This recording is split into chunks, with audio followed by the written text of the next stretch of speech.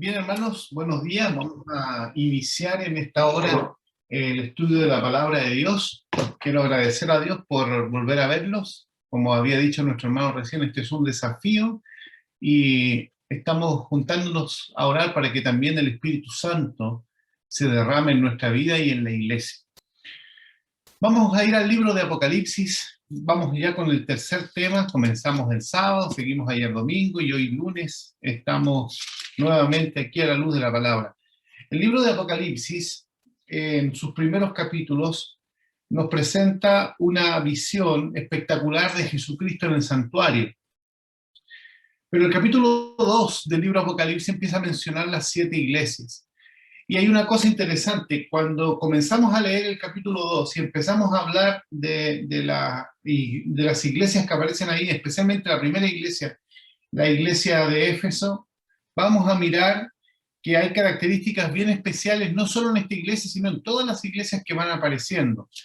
De hecho, cuando uno avanza un poquito al capítulo número 6, y va viendo la abertura de los sellos que aparecen acá en el Apocalipsis, las primeras iglesias y el primer periodo de la iglesia cristiana después que Jesucristo muere, resucita y asciende a los cielos, es identificado como un periodo de mayor pureza.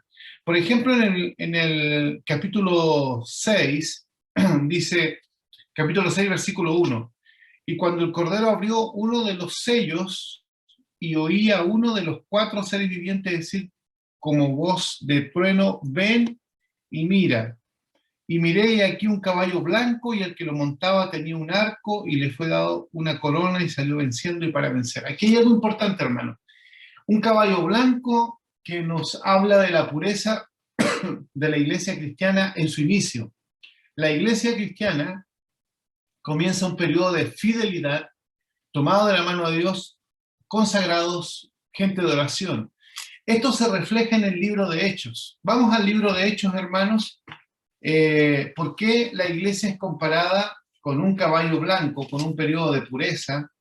Y el libro de Hechos nos va a mencionar algunas cosas muy importantes. Hechos, el capítulo 1, versículo 14, dice así. Miren lo que dice. Todos estos perseveraban unánimes en oración y ruego con las mujeres y con María, la madre de Jesús, y con sus hermanos. ¿Qué característica tiene este versículo? Es que ellos perseveraban ¿en qué, hermanos? Perseveraban en la oración y ruego. Era gente de oración.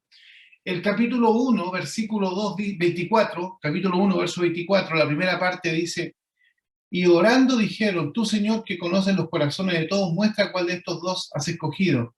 Otra vez la palabra oración. La oración estaba constantemente repetida, o está repetida en el libro de Hechos, porque eran gente de oración.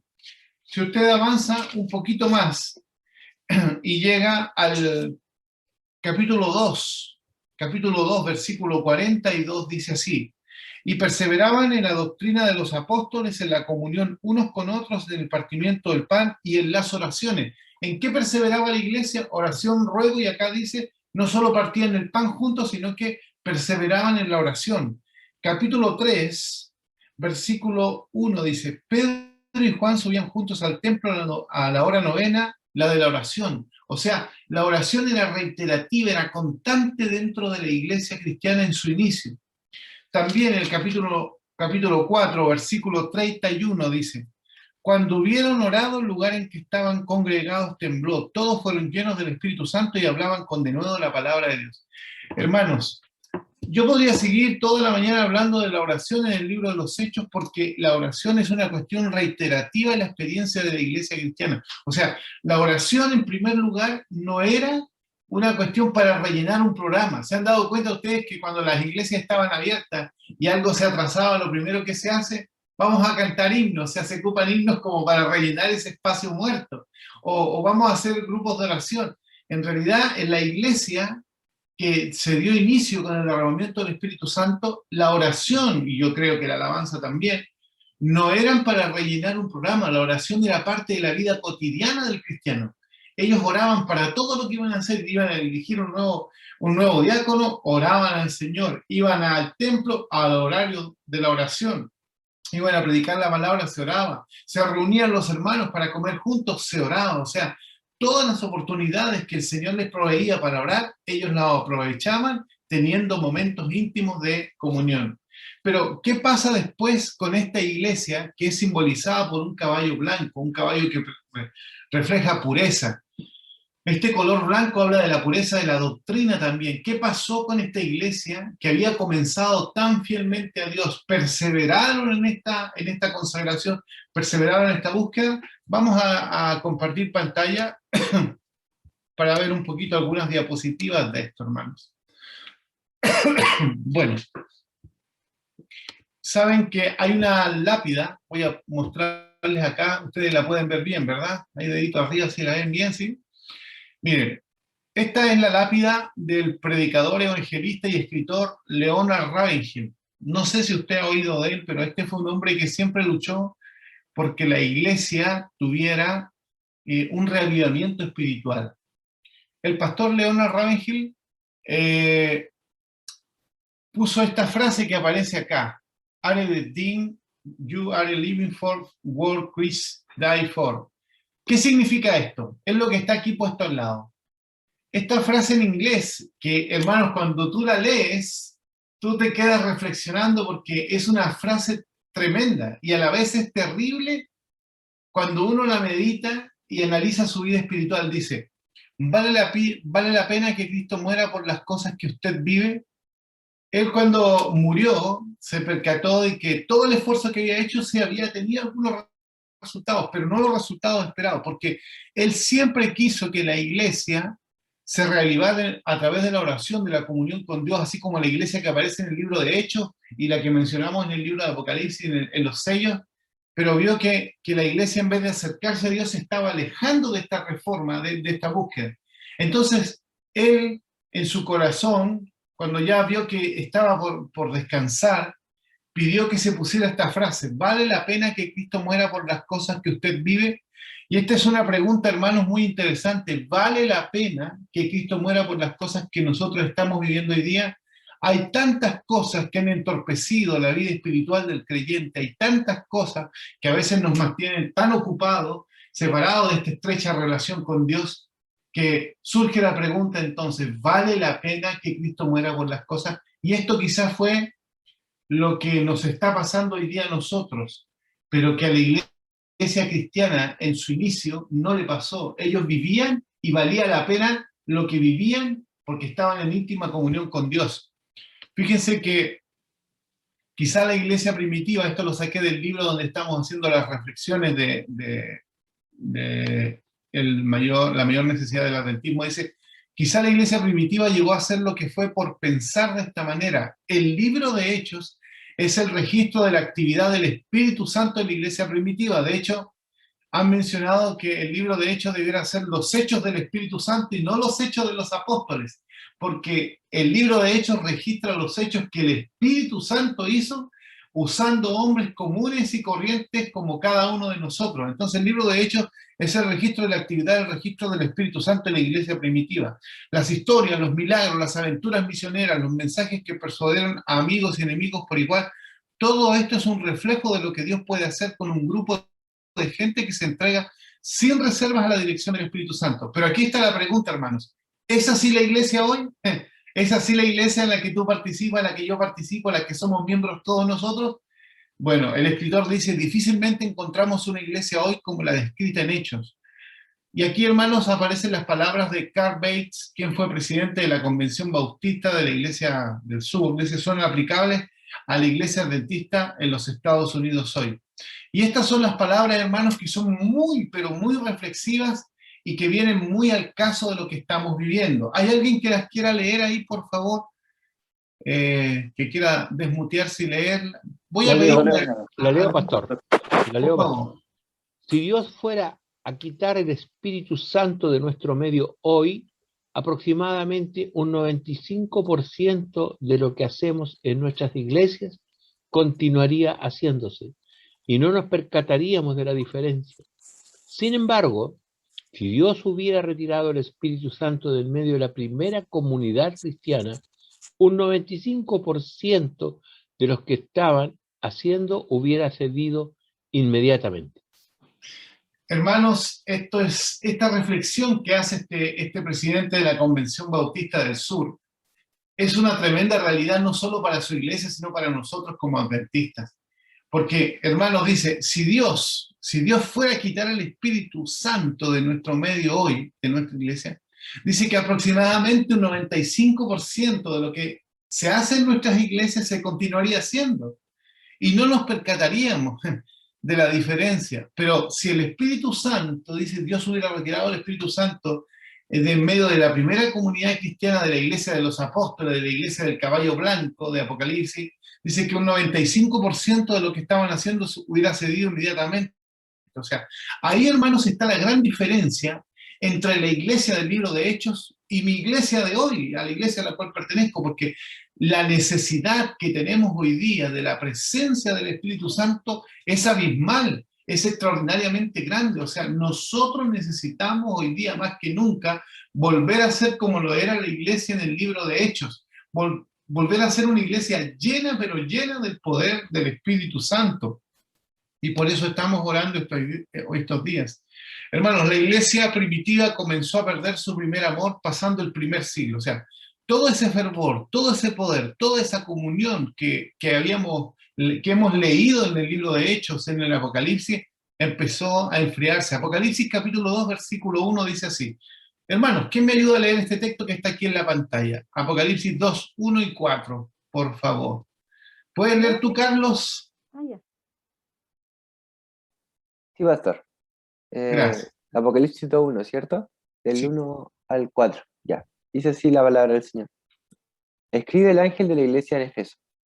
El que tiene las 7 estrellas en su diestra, el que anda en medio de los 7 candeleros de oro, dice esto: pero tengo contra ti que has dejado tu primer amor. Gracias, Carlos. Miren, aquí hay una reprensión del Señor. ¿Cuál es la reprensión? Dice, pero tengo contra ti, ¿qué cosa, hermanos? Que has dejado tu primer amor. O sea, el primer amor que ellos habían tenido en el inicio de la iglesia, después del primer siglo, empezó a bajar, empezó a pasar. Ese amor, esa pasión, esa profunda búsqueda de Dios se estaba perdiendo. Y a partir del siglo II, según de Pedro 1:21, nos dice a nosotros que ninguna profecía es de interpretación privada, porque nunca la profecía fue traída por voluntad humana, sino que los santos hombres de Dios hablaron siendo inspirados por el Espíritu Santo. Llega un momento donde las doctrinas del mundo, las teorías que no son de Dios, empezaron a influenciar tanto a la iglesia cristiana que se produjo una gran apostasía. Y esto sucedió que la iglesia en el siglo VI es posible que la mayoría de la iglesia había apostatado completamente. O sea, la iglesia se había alejado de los principios totalmente de la palabra de Dios. Y, hermanos, comienza un periodo de oscuridad. De hecho, el mismo libro de Apocalipsis, el capítulo 6, donde estaban los sellos, dice que va cambiando el color de los caballos, ¿no es cierto?, a un color amarillo, a un color rojo y a un color negro, que tiene que ver con la muerte, con la contaminación de la doctrina. Esa doctrina pura que había ya no estaba presente. Bueno, el libro de Daniel que hemos leído el día sábado, decía en Daniel 7, que habría una persecución para los cristianos, un periodo de oscuridad de 1260 días o años proféticos. Esos años proféticos fueron un periodo de persecución hacia la iglesia cristiana, y la iglesia cristiana, queridos hermanos, es un periodo donde los cristianos tienen que huir, tienen que alejarse de las ciudades, tienen que esconderse en las montañas, donde aparecen los valdenses, donde aparecen grupos fieles de Dios muy pequeños que conservan los escritos de la Biblia y permiten que se preserve la palabra de Dios. La mayoría de ellos son perseguidos, la mayoría de ellos son cristianos que pasan momentos muy difíciles para poder subsistir, sobrevivir a toda esta persecución. Cada cristiano que defendía la palabra podía ser quemado en cualquier lugar, porque había una iglesia imperante que estaba totalmente alejada de la palabra de Dios y perseguía a los verdaderos cristianos. Bueno, ¿cómo Dios levanta a su pueblo en un contexto de tanta persecución y de momentos tan difíciles donde decir que era cristiano y creía en la palabra de Dios le podía costar la vida? El primer gran despertar, hermanos, vino con la Reforma Protestante. Dios tuvo que levantar hombres consagrados como Martín Lutero, como Wycliffe, Savonarola, personajes que están en la historia, personajes que aparecen en el libro El conflicto de los siglos, que redescubrieron verdades bíblicas como la justificación por la fe, la sola gracia, la sola escritura, y llevaron al pueblo a tener la Biblia en sus manos. O sea, hacía falta de la escritura porque la escritura se había restado de la hermandad de los hombres. Solo algunos podían tener la Biblia y en los templos se leía la escritura en latín y la gente que no leía, no sabía latín, no entendía nada. Es como que los pastores hoy día fuéramos al templo y predicáramos lo que aprendimos en el seminario en griego y en hebreo. ¿Qué haría la gente que no sabe griego y hebreo? Miraría y diría, ¿de qué están hablando? ¿Están hablando en don de lengua? No entendemos. Bueno, se había coartado la palabra hacia el pueblo y Dios tuvo que hacer que a través de instrumentos humanos, de hombres consagrados, la palabra volviera a ser dada al pueblo. El segundo este fue el primer gran despertar a través de la Reforma, hermanos, pero el segundo gran despertar fue a través del movimiento milerita. Según la mayoría de las versiones, el segundo gran despertar comenzó en el año 1794. ¿Se recuerdan que yo ayer mencioné el último gran despertar que fue en el año 1905 con el pastor Evan Robert? Bueno, este fue, hermanos, previo a eso, el segundo gran despertar, con la iniciativa de Isaac Backus, conocida como el concierto de oración. Miren lo relevante, hermanos queridos, que es la oración.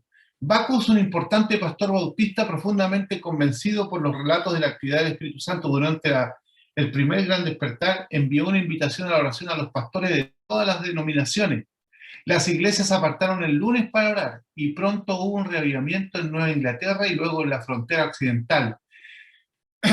Dice, el denominado reavivamiento de Kentucky del año 1800 puso en el mapa un reavivamiento de alcance nacional, afectó a las iglesias congregacionalistas, metodistas, bautistas y presbiterianas de todo el país. Dios utilizó predicadores como Liam Becker, Peter Canray y Charles Finney de manera poderosa para producir un reavivamiento que duró décadas. Las iglesias experimentaron un crecimiento fenomenal en esa época. El despertar continuó durante medio siglo completo, hermanos, casi 50 años de despertar, de reavivamiento, simplemente por la iniciativa de un hombre que había motivado a los pastores y a los hermanos a orar. Él les dijo, vamos a orar, vamos a buscar a Dios y vamos a repetir la experiencia del libro de Hechos, y el Señor empezó a manifestarse. Bueno, dice también, hermanos, y en consecuencia constituyó una era de evangelización sin precedentes en la historia de la nación o del mundo. Dios parecía estar preparando a la nueva nación para el movimiento adventista. La iglesia en el 1794 todavía no existía, pero el mundo se preparaba para este nuevo despertar que tendrían con el levantamiento de la iglesia adventista dentro de la profecía. Bueno, hermanos, el movimiento milerita constituyó el punto culminante del segundo gran despertar, pero se profundizó y causó un impacto mucho mayor en la gente. Esta vez el despertar se convirtió en un fenómeno de orden mundial y se arraigó en el estudio de las profecías bíblicas. Recuerden que Guillermo Miller encontró en la profundidad de la escritura en el libro de Daniel, cuando él estudió hasta 2300 tarde y mañana. Luego el santuario será purificado. Tuvo una comprensión más amplia de la profecía de las 70 semanas y los 2300 días proféticos, lo cual lo llevó al año 1844. Parecía que todos se habían contagiado de la fiebre milerita y el deseo de que Dios se acercaba se hizo muy tangible. Tantos esperaban que Cristo viniera en 1844 que Elena de White recuerda que fue el año más feliz de su vida. Hermanos, miren, hay gente que a veces toma la historia denominacional y hace un ataque hacia la iglesia y dice, no, si eran poquitos. Eso es mentira.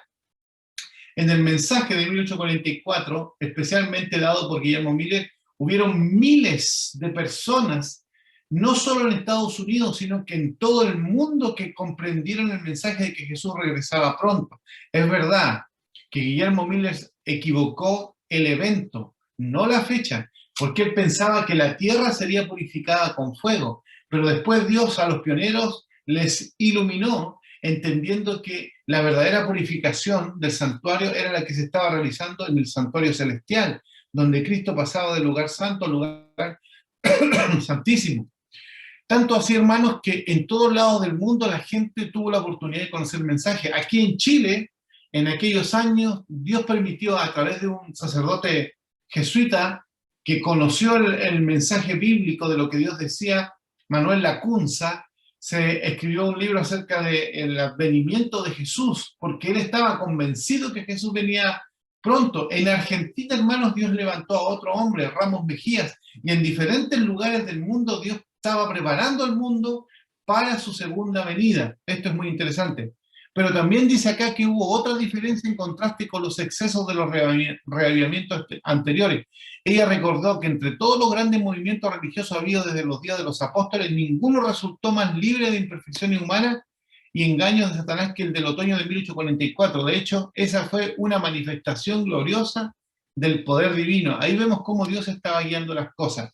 Pero aquí, hermanos, tengo una cita que a mí me estremece y me hace pensar, bien, si todos los que habían trabajado unidos en la obra de 1844 hubiesen recibido el mensaje del tercer ángel y lo hubiesen proclamado en el poder del Espíritu Santo, ¿qué hubiera pasado, hermanos? El Señor habría actuado poderosamente por los esfuerzos de ellos. Raudales de luz habrían sido derramados sobre el mundo. Años haría que los habitantes de la tierra habrían sido avisados y la obra final se habría consumado. Y Cristo habría venido para redimir a su pueblo. O sea, si en ese contexto el mundo hubiera recibido el mensaje de los tres ángeles, el pueblo hubiera predicado la iglesia adventista, el Señor ya habría venido, hermanos. El Señor ya habría venido y no estaríamos acá. Pero, ¿qué sucedió? La iglesia, al igual que la iglesia apostólica, con los años se fue enfriando y se fue mundanalizando. Joya de los Testimonios, tomo 1, página 34, dice así. Miren, hermano, esto es importante. Reinaba entonces un espíritu de consagración, ahora ausente. No lo digo yo, hermano, sino que lo dice el don profético. En ese entonces reinaba un espíritu de consagración al inicio de la iglesia adventista, ahora ausente.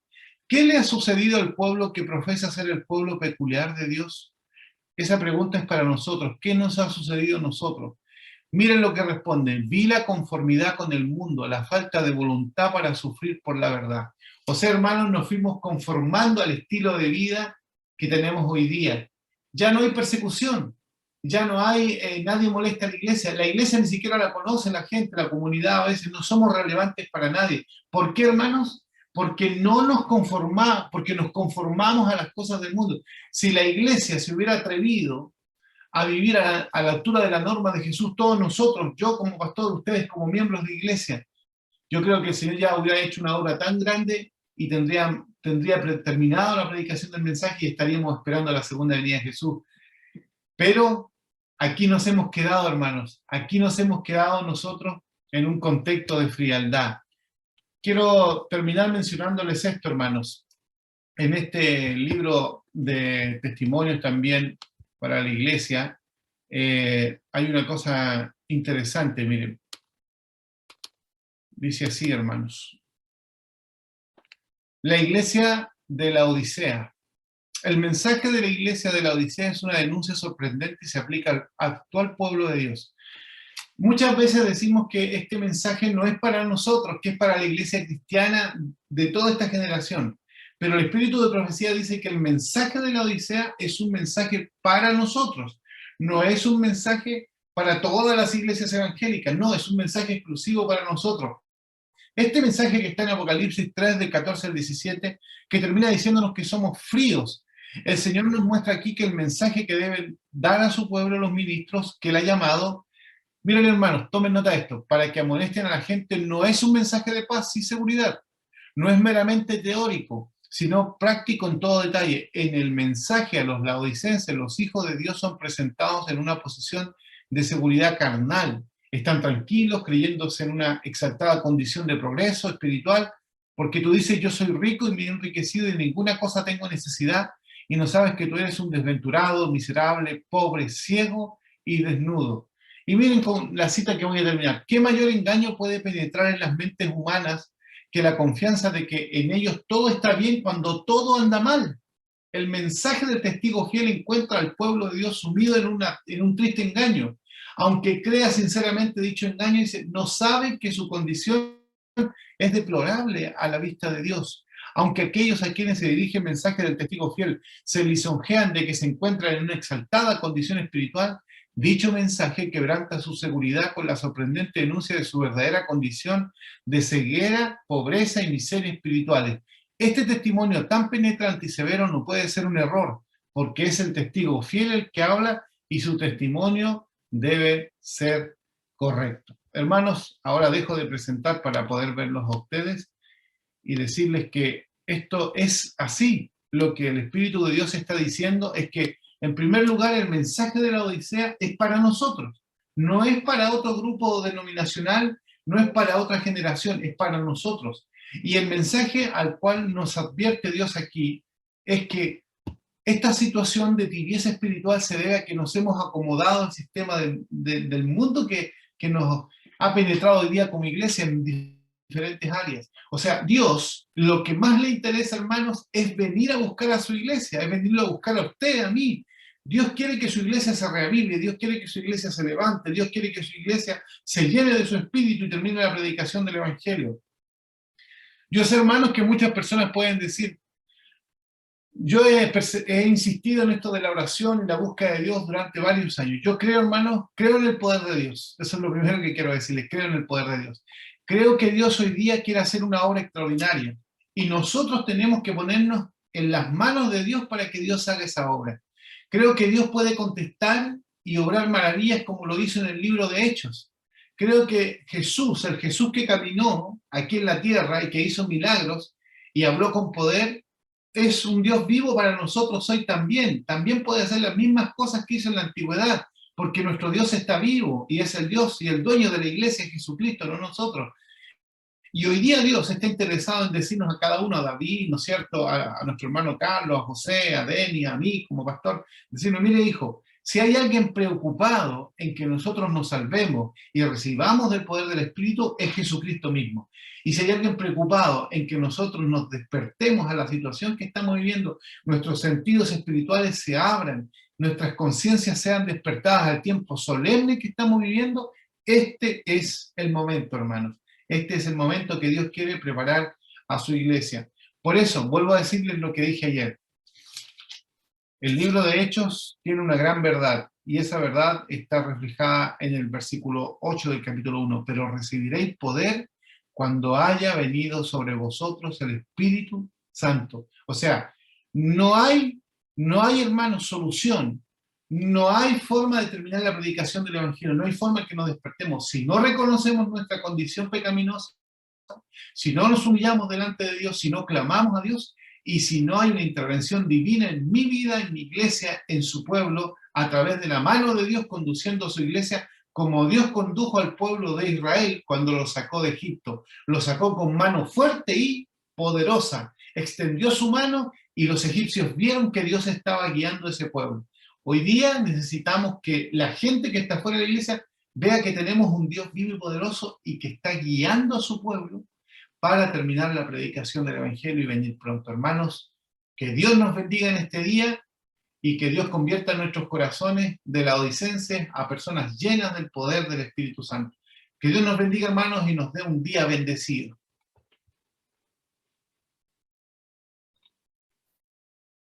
Vamos a orar para terminar, hermanos, ¿les parece? Vamos a orar al Señor. Señor, te damos las gracias, Padre, por este día, por tu bondad, tu misericordia que tienes con nosotros. Queremos agradecer porque a través de tu palabra y el testimonio del testigo fiel nos damos cuenta de la gran necesidad que tenemos de ti, de volver a ser una iglesia emblanquecida, Señor, una iglesia ferviente, una iglesia que esté pura por la palabra y la doctrina, y que hoy día, Padre, en los albores de tu venida, donde vemos las señales, Señor, que gritan por todos lados acerca de tu regreso, queremos prepararnos para ese día. Llénanos de tu espíritu, ayúdanos, Señor. Hoy día, más que nunca, Señor, reconocemos nuestra gran necesidad de ti y necesitamos que nos perdones, Señor, nuestra falta de fe y que coloques tu Santo Espíritu en nuestros corazones. Gracias, Señor, porque nos amas y porque nos estás advirtiendo que pronto regresarás y que hoy día más que nunca necesitamos ser henchidos del poder de tu Espíritu. Gracias por todo, Padre, en el nombre de Jesús. Amén.